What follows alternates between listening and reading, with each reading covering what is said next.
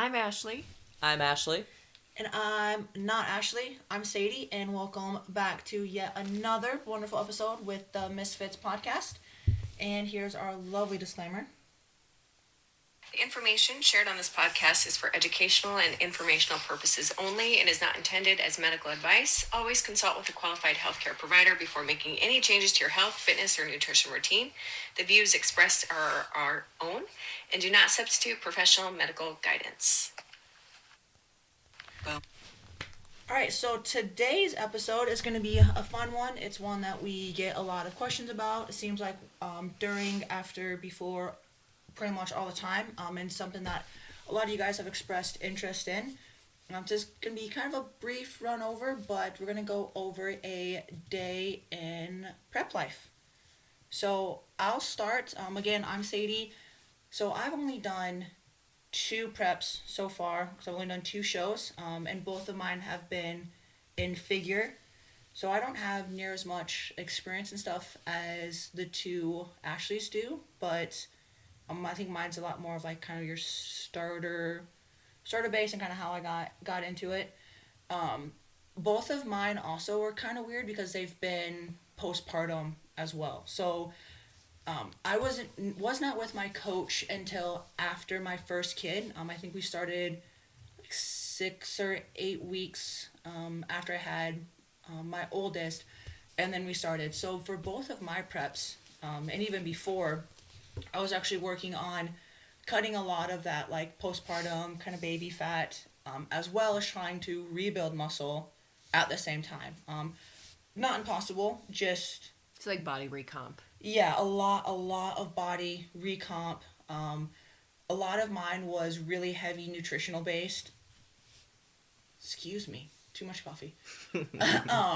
So a lot of mine was a lot like very nutrition based, especially the first time around because I'd never even really, not that I didn't live a super healthy lifestyle, like I, lifelong athlete type of thing, but it was just kind of learning a whole new mindset, whole new way to eat, whole new way to track. I mean everything.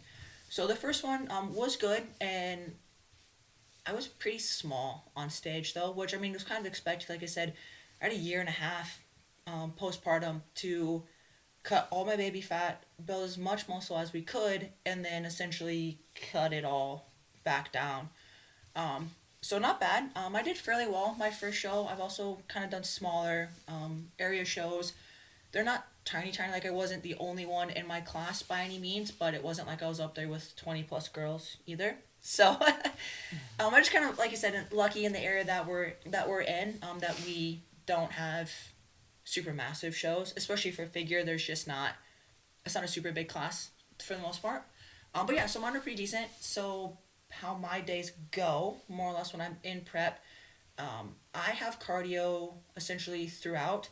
I even have cardio right now in my building phase, but my job also requires that I stay in pretty decent cardiovascular shape in general. So, and I don't mind it. It's not heavy or anything like that. It's pretty low intensity. But anyway, so for my day, what it kind of looks like, when I wake up, I have fasted cardio, and then a lot of times I will just bring my food with me to the gym. I'll heat it up at the gym. I have my pre-workout meal. I kind of let I'll do a little bit of warm up, let my food digest a little bit, and then I'll get into my lift. And depending on where I'm at, I mean that can take anywhere from an hour to 2 hours. And then I'll have my post cardio, post lift cardio as well. And my cardio also changes throughout my prep. Like it starts. I guess I don't have post cardio until probably about at least halfway through. So maybe I'd say about the 12-week mark, depending on where we're at, is when I'll kind of start adding my post workout cardio. And mine, like I said, stays relatively low, but at the end, I think this last time around I had 45 and 45. So 45 minutes fasted before my workout, and then 45 minutes post. So not, I mean, it wasn't low, but I mean, I've seen a lot of people do a lot higher than that. So get my post workout cardio. Then you have stretching, foam rolling, and posing. Especially when I'm in prep, I try and pose pretty much every single day. whether it's a quick 5 minutes or it's a long session. Just kind of depends on where I'm at time wise. And then I go home. I have my post workout meal, and then I usually go to work. And then I've got my meals from there every 2 to 3 hours. And I eat about like that anyway. Every 2 to 3 hours, just all season, all around. But in prep, it is a mandatory. I mean, it doesn't matter what you're doing. If I'm in the car, if I'm eating cold chicken, I'm at my 3 hour mark. I'm eating my meal. For my food prep, I usually prep mine. Well, I'm lucky my husband preps mine most of the time. But I mean, I'm prepping all my proteins ahead of time. And then I'm just weighing it out and going, pulling and bagging it and going. Each day seems to be quickest for me. This time around though, so I kind of switch up my schedule a little bit. I work nights, right, or all the time. I work nights and then with my two littles. So what my day will look like when I start prep in a year, or maybe into this year, we'll kind of see. Because I'm planning on competing again in 2026. So got a lot of time. This will be nice. 'Cause I'll actually have a lot of time. But not a lot of time. Yeah, right. Yeah. It's going I quick. know it seems like so Yes. far away, but it's really not. It's not. So I've got this time it'll be nice because I'm actually able to just strictly focus on building muscle. Without recovering from a baby. Yes, without recovering from a baby. Which I am super glad you decided to take a year off. Yeah. I'm super glad for that. It'll be nice. I had this last time around. I did put on a decent amount of muscle. I also started from a lot better base after my second kid than I did my first kid. Both kids, though, I've gained. With my second, I gained about 50 pounds. And my first, I gained about 70 pounds. Wow. So if anyone's seen my pictures, it just kind of puts it in perspective on what I look like on the stage compared to what I was postpartum, and just kind of, I mean, how much work it actually, it's a lot. Mm-hmm. It's a lot. Mm-hmm. And with prep, I mean, it's mandatory. I mean, it is very, very structured. That is the one thing I do like, though, is when I am in prep mode, is my day is very, very structured. I mean, almost down to the minute. I know what I need to be doing at what time, when, how long. I can tell you, exactly how my day's gonna go. I mean, within reason. Sometimes my job makes that a little difficult sometimes, but you it's work nice. around it, though. Yeah, you learn to work around it. You learn to make things happen. And it's kind of a give and take. It does take a lot of time away from like friends and family. Especially when you kind of get real deep into it. When you don't have a lot of energy, you're pretty tired. But yeah, I mean, nothing is optional. Literally, when you're in prep, it's mandatory. Mm-hmm. You just get up and you get it done. So with my next prep, how it's going to go, I'm just going to kind of switch my schedule up a little bit as far as like my daily routine. This will probably be about verbatim what my day will look like. So I'll get off work. I'll go to bed, sleep for a little bit. I will, my alarm will go off. I'll get up. I will get my kids ready for school. While they're getting ready, they're doing their breakfast. I will have my detox drink. I'll get my water and my intra and all that stuff ready. I will probably just bag up my pre-workout meal. And that might change. If the girls don't have school, I'll probably do my cardio at home. But if it's a school day or daycare day, then I'll do it all at the gym. So I'll have all that stuff ready. I'll get. Now, what do you have for your pre-workout meal? So that really depends. It depends on where I'm at, to be honest, on what it'll be. Like, right now, my pre-workout is a bagel, plant-based butter, eggs, and egg whites. Mm-hmm. So it's not, it's pretty easy to quick grab and go.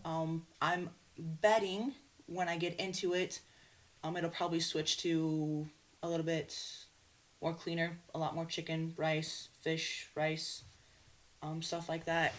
I think for a while, my last one, I had a lot of red beef, sweet potatoes, and some plant-based butter was one of my pre's that I remember having quite a bit. So, not bad. And every prep is different as far as meals and all that stuff and how we go. Like my last prep, I did more, not a keto, but it was definitely more low carb, higher fat throughout, and my body responded really, really well to that. This time around, it could change. I have no idea. So, and that's the thing too, is not every prep is cookie cutter. They're all different. And if your coach isn't changing your stuff as you're going, it's probably I don't know. Then they shouldn't be a reevaluate. coach. I reevaluate a little bit, yeah, because like I said, I mean, everybody's different. Every prep is different. Everything Where are we changes. changing today, but- coach? Yeah. Oh, God. I know. Yeah. What are we And changing? that's one thing, guys. Don't ask your coach day in and day out what they're changing, because We they shouldn't will. have to They make changes yes, every day. Yeah. they will tell you. So just don't Yeah. bother them all the time. They will tell you. They Yep. know you're there. They'll get you. Yeah, they'll get They'll you. get ya. Because you'll probably send them photos at least yeah. once a week, Yep. and they will tell you, Mm-hmm. Yep. we need to drop carbs or we need to up the cardio. Yeah. Don't bother them every day. Yeah. Just don't. Yeah. So anyway, I'll get my kids dropped off, and then like I said, I'll go get my cardio done, sit and probably chill, with Chris and Ashley in the office and eat like I did last time. Or sometimes I'll just kind of sit by myself and watch Netflix for a little bit on the bench, and then Be a loser by yourself Yep. or zombie mode with the Yeah. rest of us. yep, and then get into my lift, and then like I said, then I'll do either stretching, foam rolling, and my posing, or I'll do my once I get it, and then I'll do my post workout cardio before all of that, and then get into that. Like I said, go home, then I'll eat, and then I will take a nap before work, and then I'll wake up, shower, get ready to go to work, and well, usually I shower before because I don't want to sit in my bed stinky, so no one judge me. I don't sleep stinky, I promise. But yeah, and then I'll wake up, get ready for work, grab my meals, and go. And then, whether I'm sitting in my car eating, or there's been a lot of times I've literally had to eat on the way to calls. I'm literally just stuffing cold chicken and rice type of things. And If- rice is hard to eat cold. Dude, Oh my it is gosh. really, really hard to eat cold. So sticky. It is. If we go to events or go out to eat, stuff like that, I pretty much have a cooler I bring with me everywhere. It gets really tedious because you're bringing food everywhere you go. It's not one of those things where you're like, oh, I can have a restaurant meal and I can kind of substitute stuff. That's not how I prep, I guess, anyway. I bring my food with me. To be honest, there's been times I've heated my food up at a gas station before we walk into the restaurant, and I just bring it in with me. No one's ever said anything. Everyone else at the table is ordering food, and I say just go in with confidence, and no one will question you. That's what I do, and yeah, I just sit there, and then you can eat with everyone else. So up to a certain point, I do have like diet pops, zero sugar pops, stuff like that. If I'm really, really hungry, or I'm at a place where I'm in between meals and other people are eating, I felt like that's helped me as well. But once I start to get kind of down in energy, I don't really socialize a lot, just kind of zombie mode and just kind of going through the motions. I do at least once a week check-ins with my coach, leading up into my peak week. During my peak week, it is every couple hours. I'm sending her pictures. She's changing things as far as food, what we're doing, lots of FaceTiming, final touches on like posing, stuff like that. Like I said before, like my coach isn't local, so a lot of our stuff, or all of our stuff is either online, over the phone, whatever the case may be. So she's really decent about that, and yeah, just kind of checking up on me and going through. So, because my preps really aren't that fancy. Said I'm one of the ones I have cardio pretty much throughout, but as far as like my workout cardio stuff like that, it's a 4 to 5 hour endeavor, start to finish. Every single day, and that's on top of then trying to find time, with the kids, family, stuff like that. But during that time in that season, that kind of takes priority. I'm lucky enough to have a spouse that's really supportive of that and kind of gets it. There are times that I am way more psycho than I need to be. And it's taken a lot just to learn how to communicate during that time. And be like, hey, today's a bad day. I'm not doing good. I'm not okay. I will be okay, but I'm going through it right now. And he's kind of learned how to navigate that and step up a little bit more on the parent side, which is nice. My job, it makes it really tough because I am in a pretty physically demanding job a lot of the time. So that's one of the biggest challenges. I have a lot of like zero sugar energy drinks, a lot of coffee to kind of push me through that. Otherwise, I'm just absolute worthless pile during that time. But prep is fun and awful all at the same time. It definitely Man, takes over your life. I don't know how you do nights. I worked night shift for, I don't know, probably a year. And every once in a while, I'll pick up a night shift, very rarely. But, man, I just remember always feeling like crap. It didn't matter what time of day it was. It didn't matter if I was on a stretch of work or not. I just always felt rotten. And that was when I was young. So I can imagine working nights. Yeah, now. it's definitely challenging. And sleep. I mean, sleep during prep is pivotal. It makes a huge difference. Like, there's been times where like I'm not dropping. All of a sudden, I'll have a night where I'll have Good night's a sleep. miraculous 8 to 10 hours of sleep. You wake up the next morning, you're down like 6 pounds. You're like, oh, well, that's why. I don't know. I do pretty decent working nights. At this point, I don't know anything different. Also, with that being said, I mean, if I didn't work nights and didn't have the schedule I have, I honestly don't know if I'd be able to manage it. Because, like I said, I mean, it's a 4 to 5 hour endeavor for me most days, and so it's nice that I can do that, and I don't have to worry about anyone else. Because during that time, I mean, unless it's the girls are home, but I mean, I'm home during the day by myself, and I can get all my stuff done at work. Whereas if I worked a normal job, I mean, I'd be waking up at God only knows what time to do cardio, to get everything done ahead of time, and then when I get off work, then I'd be spending that extra, 3+ hours at night. So I think if I didn't work nights, I'd probably have a lot less time, family wise. Right. But I'd have a lot more sleep, which would be nice. So Yeah, I mean that's a give but and I take. take a lot of naps towards the end. I definitely naps become a really big part of my day. For sure. So yeah, like I said, like my preps have been relatively pretty close to the same. Other than like my diet's been different each time. That's been about the biggest change, to be honest. Mine aren't really fancy. I've only ever done a figure prep, so I don't know anything Different. So I'll be excited to see what this next year brings, because I think, one, I'll be yet again a whole new package, and shooting for a higher level show too, to see the difference in how that goes. I mean, not that a regional show isn't a big deal, but going up to the next level, knock on wood, that's, like I said, a whole new level of conditioning and just everything. So it'll be interesting to see how it's changed or what's changed, or like I said, and I'm not having to drop all of my baby fat, so that's been a welcome change. Absolutely. I'm like, oh, I actually am like growing big girl muscles. What is this? But anyway, yeah. So that's kind of how mine go. Like I said, nothing super fancy. Prep is really boring. It's just the same stuff every single day for me. So Keep it simple. yeah, Nelson, you've done quite a few different ones, and you do. Multiple divisions. Yes. Yeah. I do have a couple questions for you though.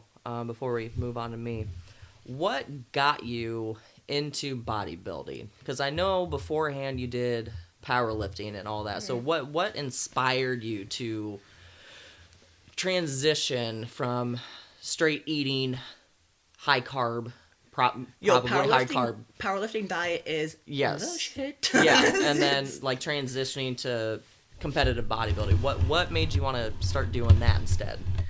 To be honest, my biggest thing is when I got out of competitive swimming, I think I spent a lot of time searching for something that was going to give me that same feeling. I'm a competitive person. I like doing competitive things. I like sports in general.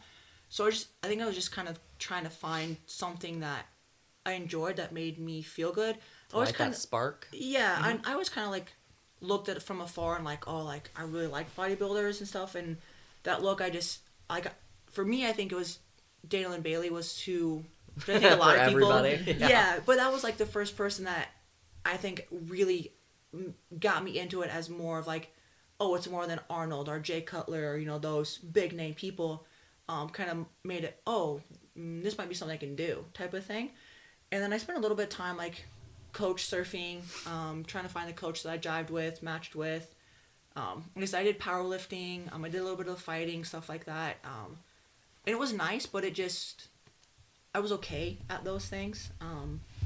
I started bodybuilding, and I think that it's something that I'm good at, and I can be good at, and I enjoy the structure that it brings. I enjoy like the mental and physical like challenges that it's brought. Like I think it's really mentally, it's definitely changed my life, and at this point I think I'm just kind of addicted to it. So Plus, I like how I look when I'm super shreddy. Right? Yeah, that's always good.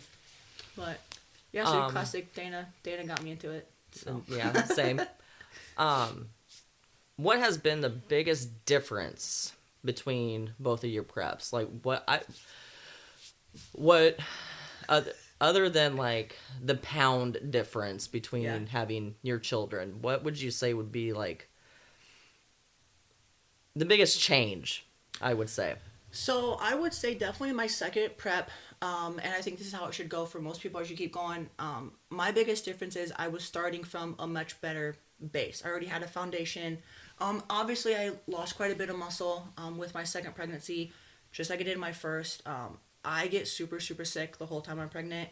I was able to work out a lot more with my first one. My second one, I really wasn't able to. But again, I was starting from a lot better base. Like I got pregnant relatively quick after my last show, which Yeah, you surprised did. me and my coach. But yeah, I think just having a better base to start from in general was nice. My coach knew my body. We weren't trying to play like a learning game, and I just kind of already knew what to expect. So there was a lot less just searching in the dark as we were going through. And yeah, like I said, already having that muscular foundation and base started, I think made a huge difference, especially in the level of cardio that I had to do. Like I definitely did way less cardio my second than I did my first one. Because you had a better base. It had a way better base, yeah.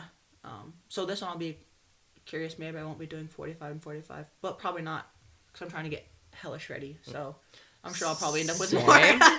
Yep. But yeah, so that's biggest. Just having a better base to build upon. I think made a huge difference for me. So Okay. What would be good advice to give listeners, like, throughout prep? Like, what would you really advise them to do?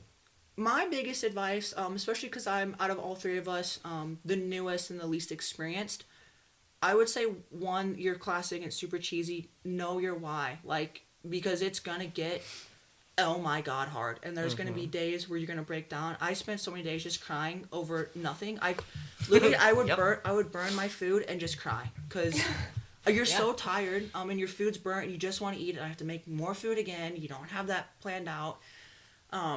I would just say definitely know your why, and know that you, whether it's a one-time bucket list item or you're like us, where it's going to be something that you're going to continue to do something with, you have to have more of a reason than I just want abs. There are way better, way healthier ways that are not going to literally tear you apart down to your core.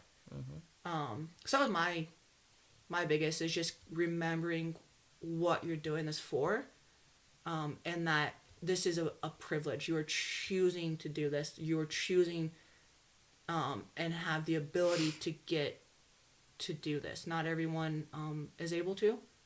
And so, I don't know. That sounds dumb, that sounds cheesy, but that was the biggest thing for me. Especially when I would get in like a really bad headspace, I'd have to remind myself, you chose to do this. You need to follow through. And, like, I'm trying to think how to word it. So like with my girls, I want them to see that you can do hard things. The possibilities are Yes, limitless. and that no matter what you do, if you commit and you say you're going to do something, no matter how hard it gets, you need to follow through, and you need to do what you set out to do. And I think it's cool they get to see mom with muscles. So That's good advice. Yeah, love it. Do you have any questions? See, I What's- prepared myself for this. So. What's something that you've learned about bodybuilding that you didn't know before? Because like majority of the population just probably doesn't, they're not familiar with bodybuilding. Right. And even around here, it's not super popular. It's not really trendy or anything like that. So like, what's something that when you started out, then versus now, you're like, oh my gosh, I had no idea. Like something that's interesting, or something that, even if it's funny, or there's a lot. I think one of the biggest takeaways I found and I learned, one, I learned that I can push myself a lot harder than I thought. And secondly, I mean, boring food can taste good. Like, Yeah. I mean, prep taught me how. It honestly taught me how to cook. Like, that's Yeah. how I learned how to make whole food taste good. You know, Right. without dumping sauce on it or feeling like. I used to be a cheese addict. Full disclosure.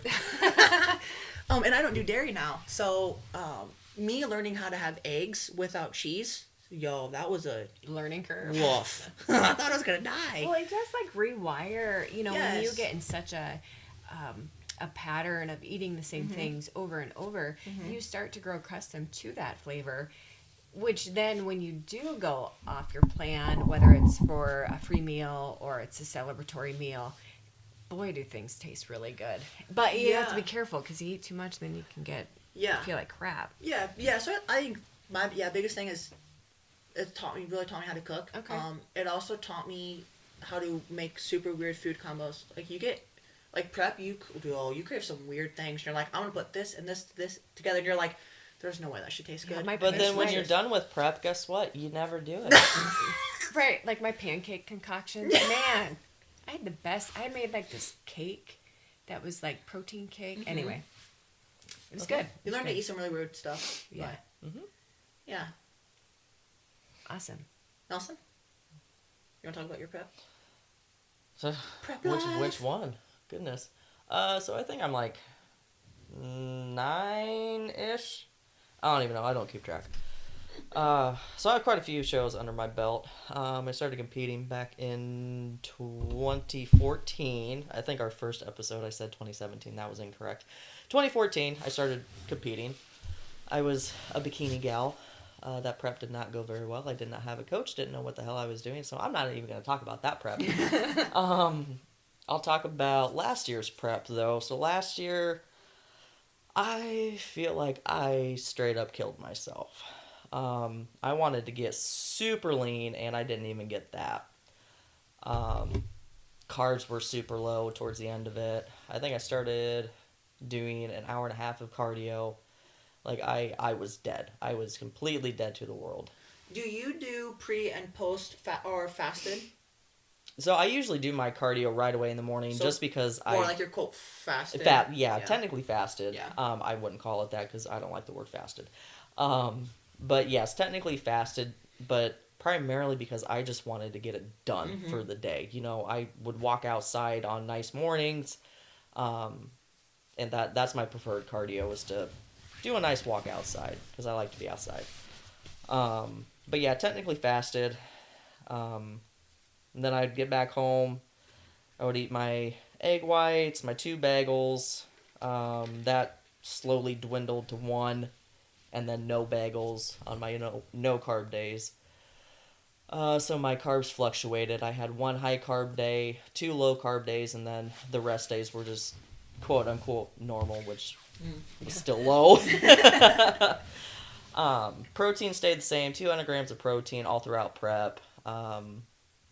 Until peak week, and then I would have 0 protein. Well, not really 0. I'd get some from bagels, but very little protein. I mean, mine was just a standard prep. I mean, I would say anyway. Sadie has a higher fat intake, I think you said. This last time around I did. Like Yeah. I said, that could change. Like Right. that's just what my body was down for at this time. So and it also allowed me to reverse in, which was nice, into my show. Which that's a whole other thing. But Yeah. And I had a higher carb intake and super low fat, so I think my entire prep, gosh, I don't even think I did 35 grams of prep. Of prep. Oh my gosh. I think I have prep brain right now. I don't think I went over 35 grams of fats at all during prep. that's about how my first one was. I think I done about 25 grams. I mean, it was low. Yeah, I think the lowest I got was about 20, I want to say. Yeah, and like I said, I felt like I killed myself.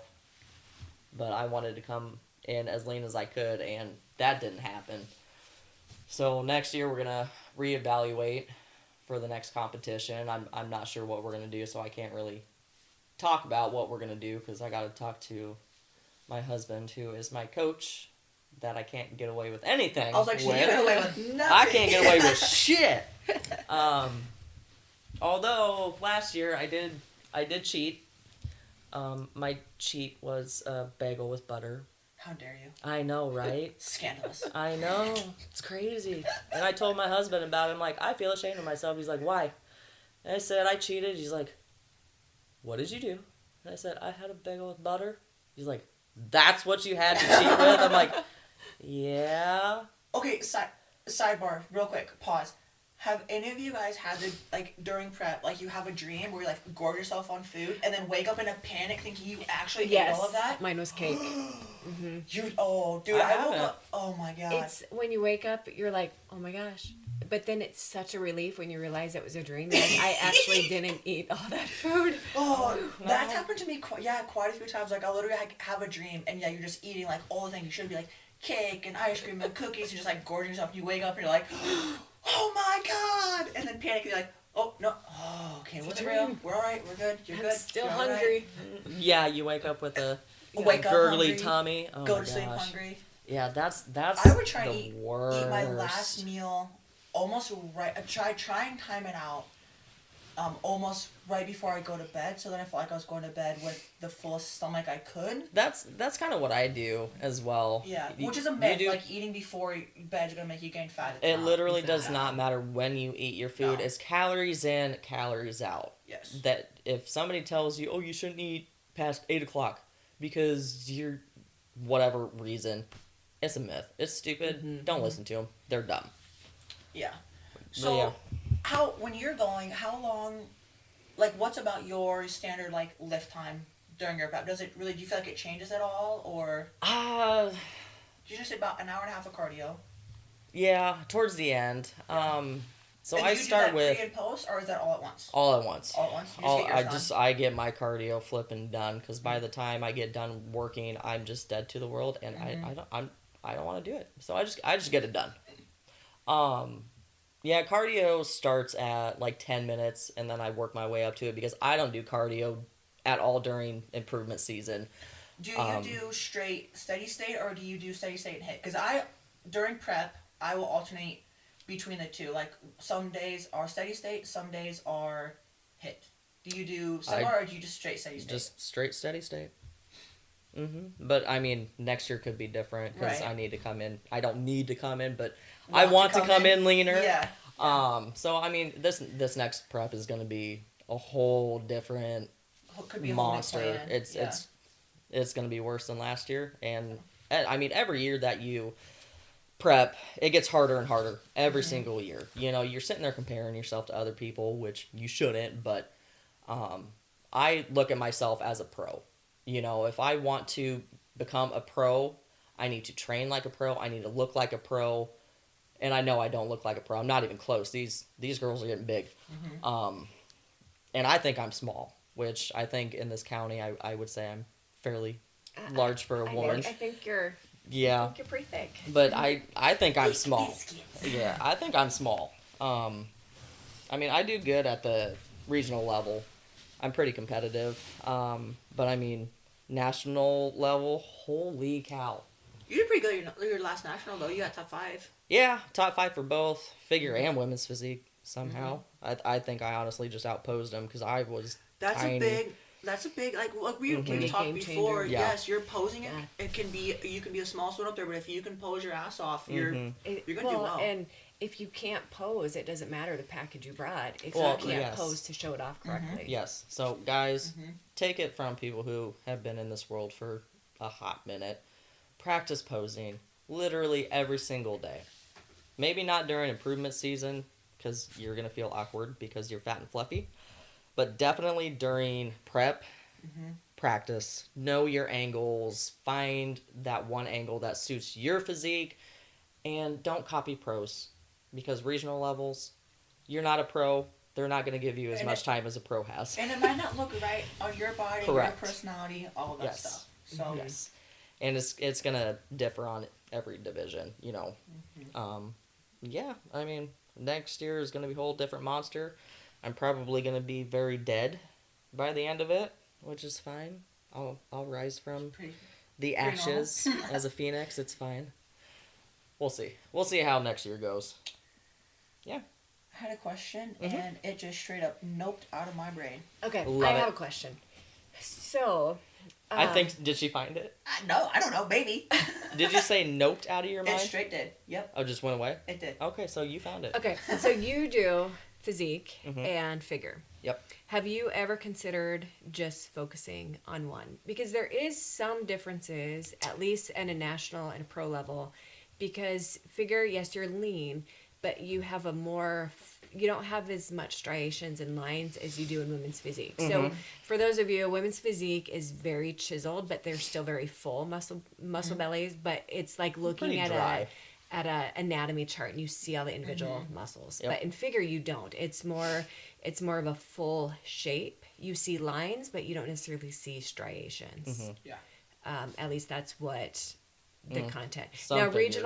regional shows you can get away with some of that because you can only control who shows up. And so if Right. everybody's, kind of Super looking shreddy. at, then that's what you're going off. Or But- if somebody's super, not really super, but softer, right. then yeah, it's just all going to depend on who shows up. But no, I've honestly never thought about doing just one division. I love both of them, and I feel as though I have more of a figure physique right now, to where I could do pretty well at.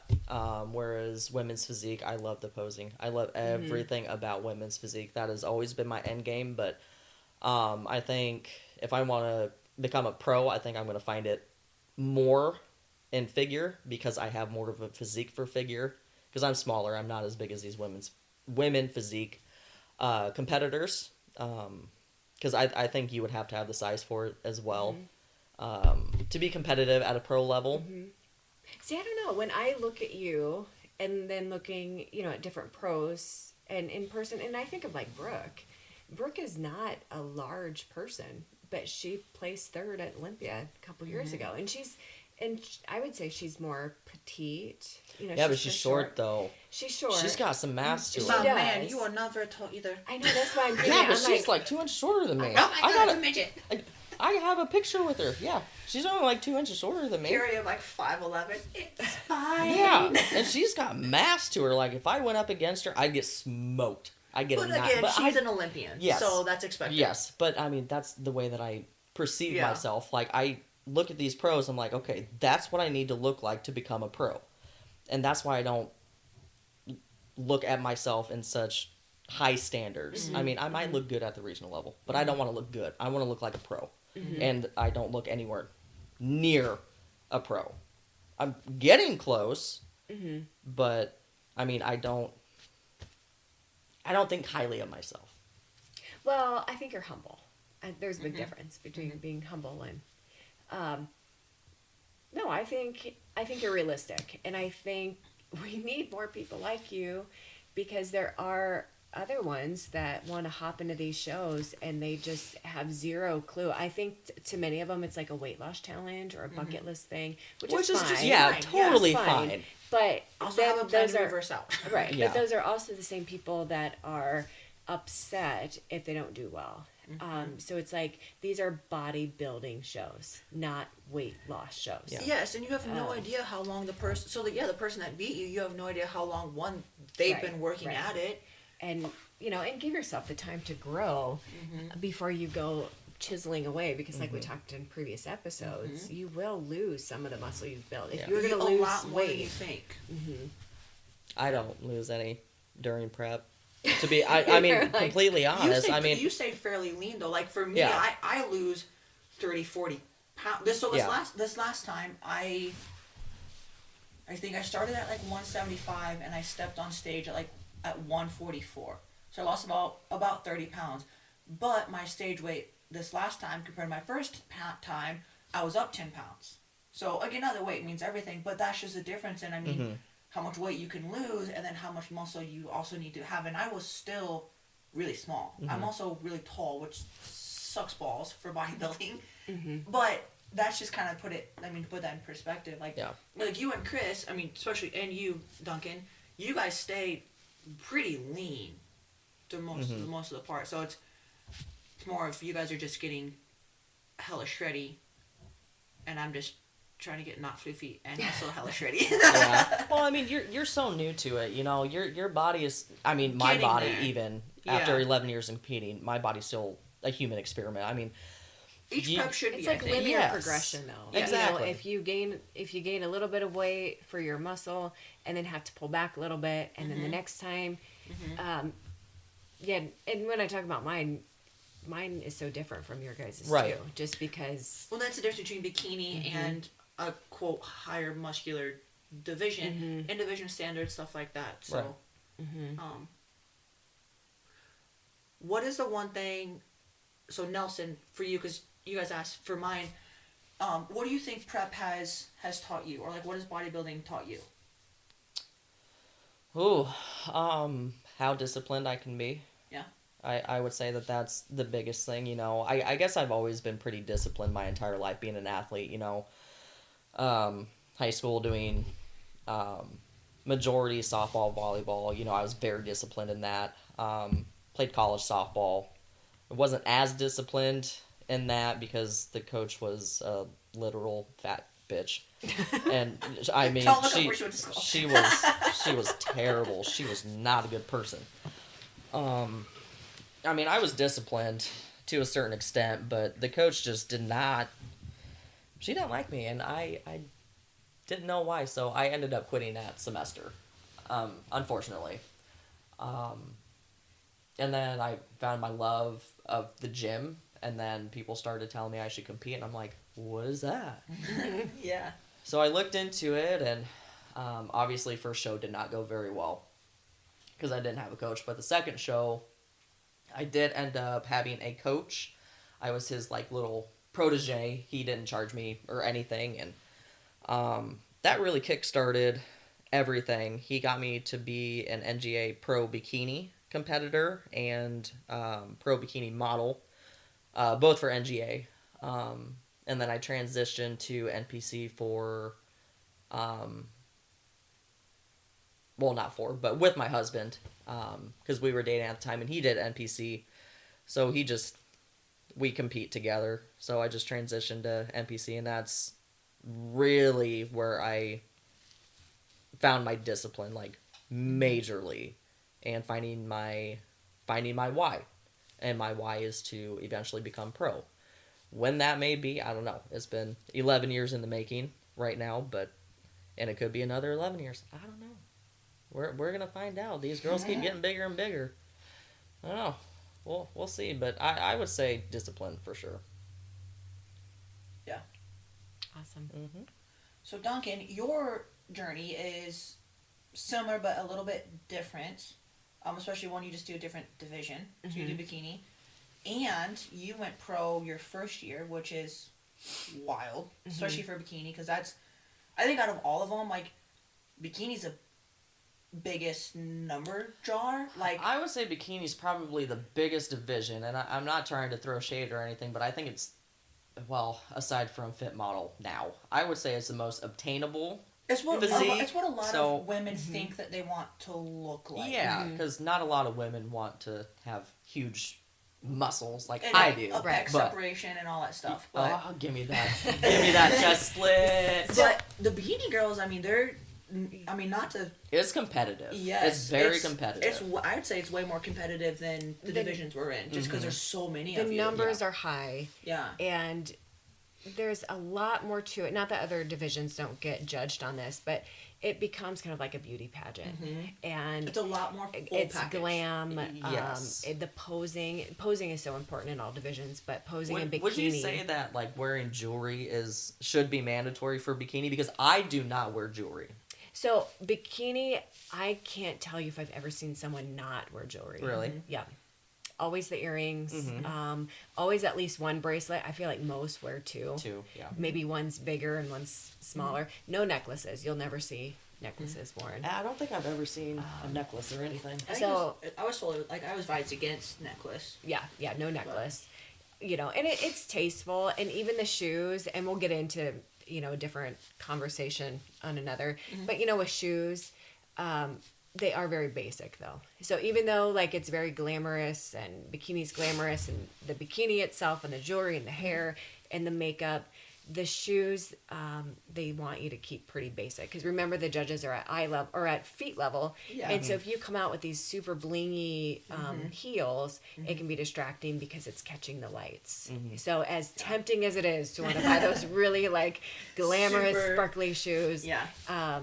Keep you know, it simple. yeah, Sandy, the head judge, has said that numerous times. Like, Yeah. it can be distracting. So I started with figure. I did that naturally because I've always had larger shoulders, larger upper body. So I started with figure and did numerous shows. Competed for 2 or 3 years in figure. My downfall was my back. I had a really hard time growing my back lats. I think part of that is because I also have a thicker waist. So it's almost, I would say, more like a CrossFit type waist where it stays pretty Blocky. boxy. And so what happens is even if you grow your lats and you still have a blocky waist, it all kind of runs together. Whereas if you have a very small waist genetically and then you grow your lats, it gives the illusion that you're That nice larger. taper. Yeah. The taper. And I just didn't have that. So I started realizing that that in order for me to do well, it just probably wasn't going to be realistic for me from a genetic standpoint, despite my training. So what were you like placing when you did figure?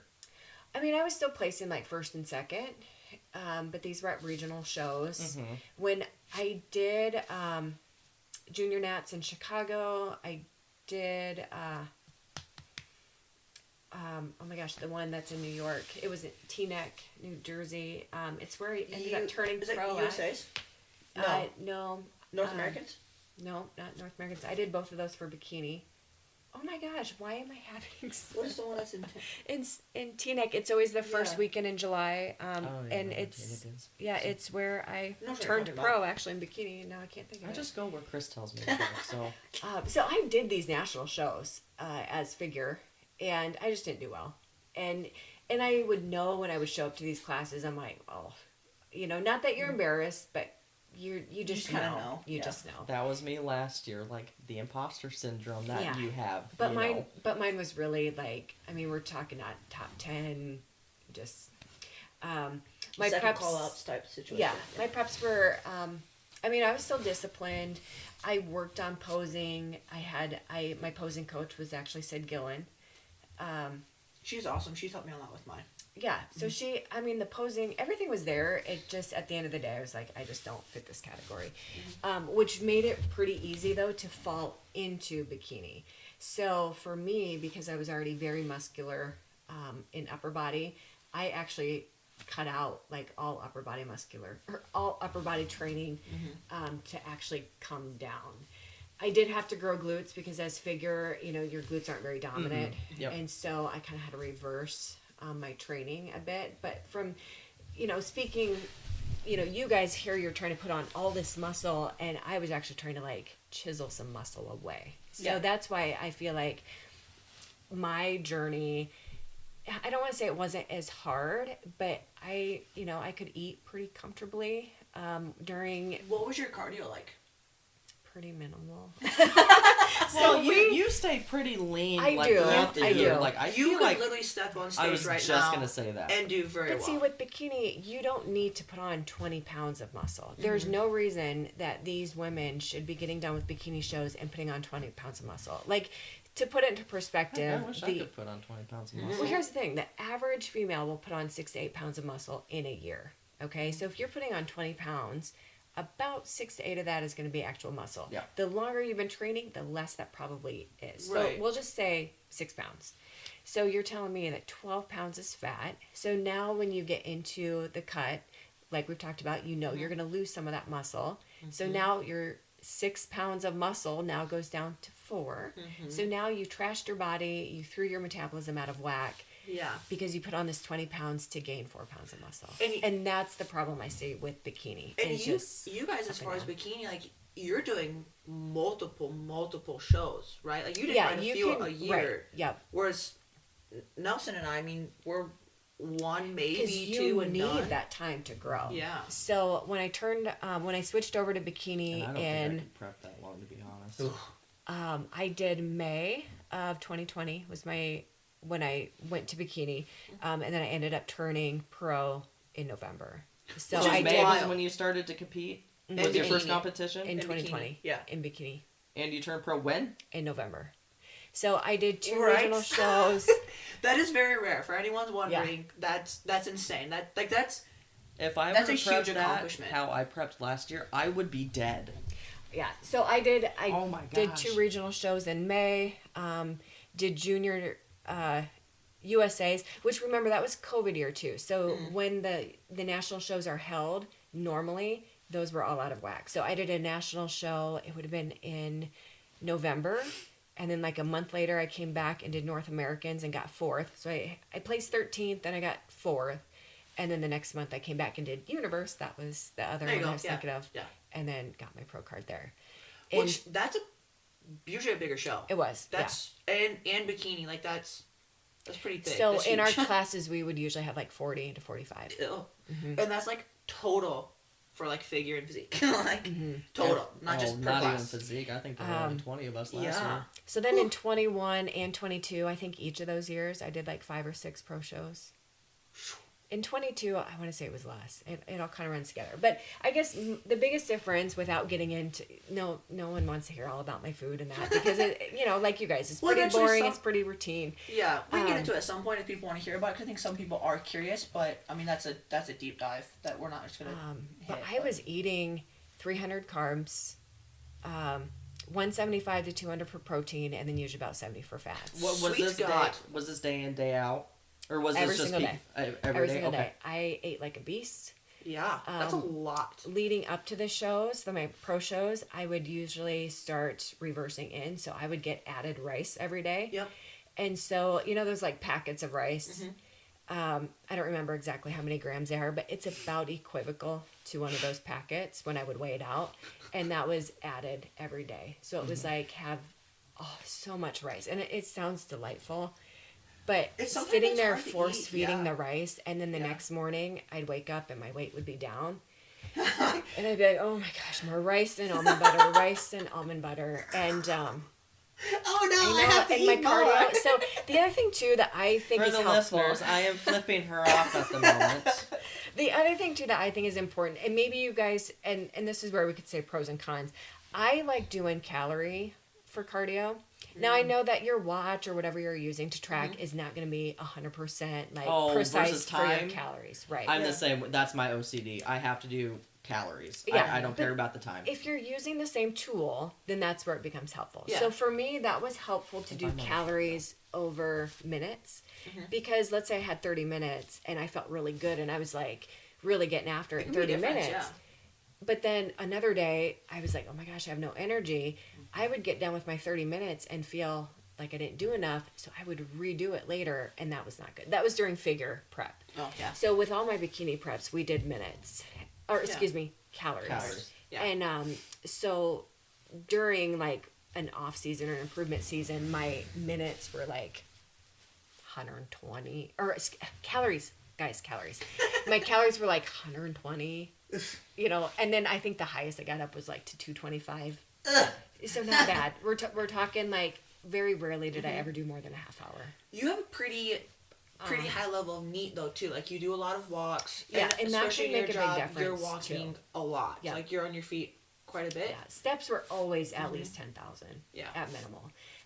So then you add that with like being active on a daily basis, not needing to put on a whole lot of muscle mass because I was already there. It was more just fine tuning my glutes, and instead of having fullness in my glutes, well, now we needed more upper, outer, medial growth. Yeah. So it was more spot training. As mu- yeah. Remember, spot training for muscle growth, not spot training for fat loss. I want to make Yes. that clear. So that's why I could still eat and I could still have minimal cardio. And, Yeah. the hardest part for me, like you guys have known, was the posing, because it's very glamorous. It's very It's very flashy. It is flashy, and I always kind of felt like that was my. I was never really in dance or cheer or any of those like kind of activities, and so the posing for me was tricky. Well, because you're one that doesn't really like to be in the spotlight, and No, with no. bikini, wellness, probably fit model. It's a lot of like, look at Yes, me. you have to And be act confident, like, yes, comfortable. very. Yes. How long did you feel like you spent on your posing? So my training would consist of, I always did my training first. So I was a little different than you guys. I never did fasted cardio. So I always did my training first because for me that was the priority. So all of my energy needed to go into the building glutes usually. And then I would finish with stair climber. So that's where my training was also different because doing the stairs also activated the glutes Yeah. while you were getting the cardio aspect. Yeah. Also, you could be more efficient with your cardio. So, you know, had I been doing the same amount of calories on a tread at steady state, I probably would have been about double the time, which is why your calories a minutes and the equipment you choose to do your cardio on can make such a big difference. Yeah. I would foam roll. Are you roll. prepping? Foam roll. I always did my stretching and then I always did my posing. So the entire process, that wasn't even training, was at least an additional hour. So, and I think that's what people don't realize too, is you have to Oh, the extra prioritize stuff. Yes. and then I always did the yoga ring. Did you guys Oh. ever do that? So definitely for bikini, because it's a lot of angles and torquing your back. Oh yeah, so like you did that when we were working on my Yes. posing, put it down, and you were trying to pose within that box. Well, the box, but there's like a yoga ring. You get them on Amazon. Yeah. And you drape your back over it, and it's how you can Oh, work on yeah. like stretching your back muscles. And so I got to You the guys have point. watched, yeah. I have a video. Those big, like the big circle things. Yeah. Yeah.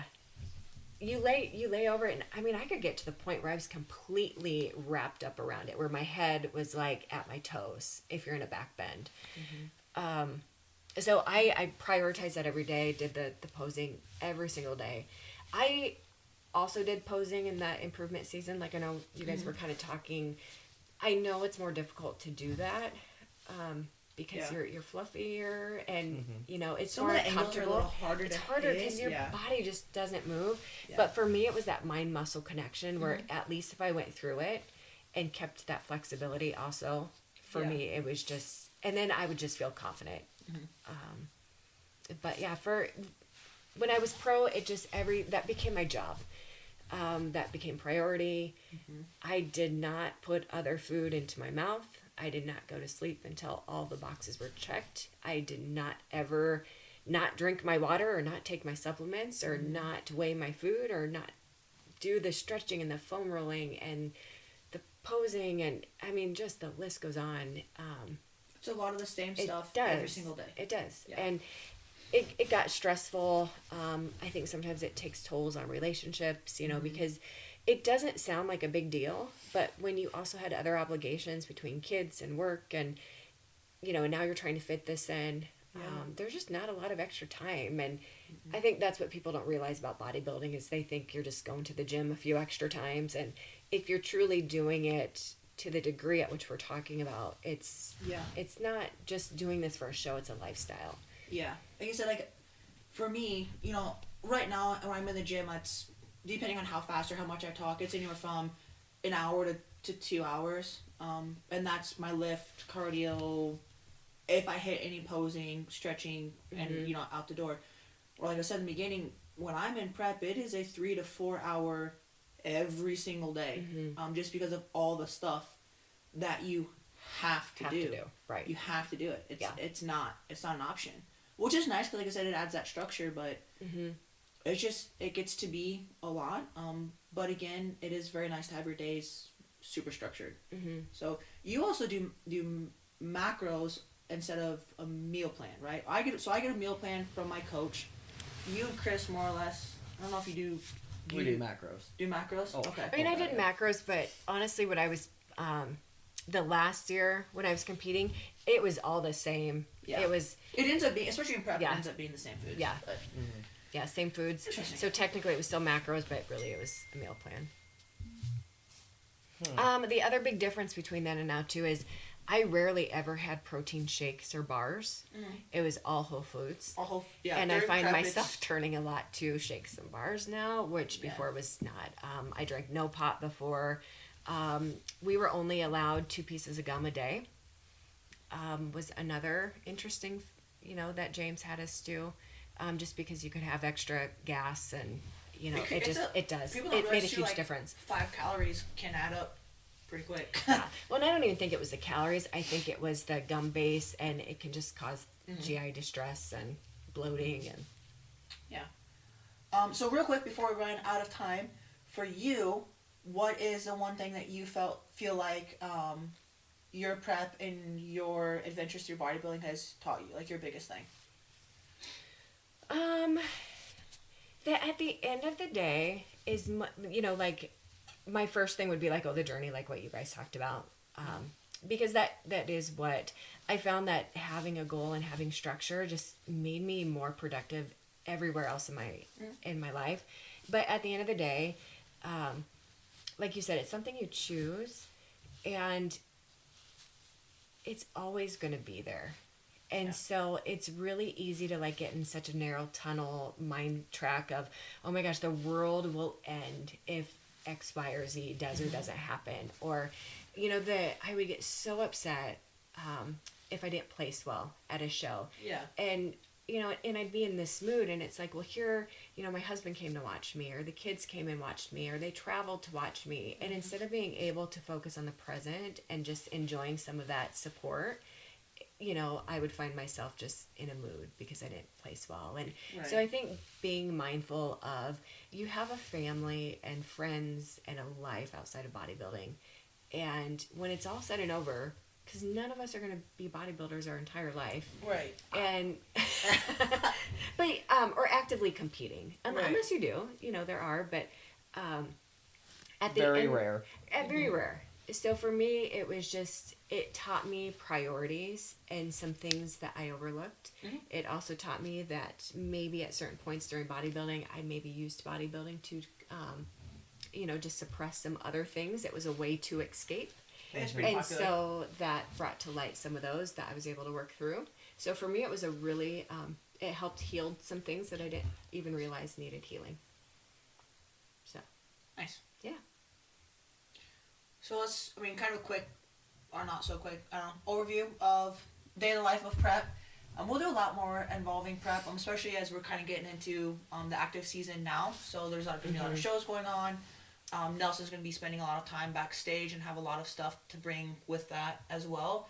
And I think it's kind of something that, especially in our area, not a lot of people know about and they're curious about. Yeah, So, well, in the preparation, you know, making a checklist and, you know, just Yeah. some of the highlights about costs. And when you asked me about, like, what's one thing I learned or what's one thing I didn't know, we won't, expensive, but the whole tanning, which we'll get into a different episode, that honestly, like, when I asked you that question about, like, what's one thing you didn't know, that was what I was thinking, because my first show, the whole tanning adventure, I was traumatized. No one one prepared me for that tanning process. It's cold. It's It is real naked. it's Yeah, you see a lot of boobies and vaginas. I just felt like I was walking into like a cattle trough. Like Yes. or cattle Yeah. with everyone else. Like we were just being marched. Yeah. Anyway, we'll get into that a different Do time. like a but- show, actual show day, peak yeah, week, all type yeah, of stuff. and But just when to start planning for some of these things, like how far in advance should you get your suit, Now. your heels, your Oh, jewelry. not that. yeah, Um, yeah. So some of those specifics, A and lot. where do you get those things from? Right. Yeah. So we'll definitely deep dive into some of that stuff. Kind of have like a series within our series. All things prep life, all that. But yes, so that's what we're gonna end with today. I'm running short on time, so like always, subscribe, follow along, message us with questions, all that fun stuff, and have a fantastic rest of your day. Bye. Bye.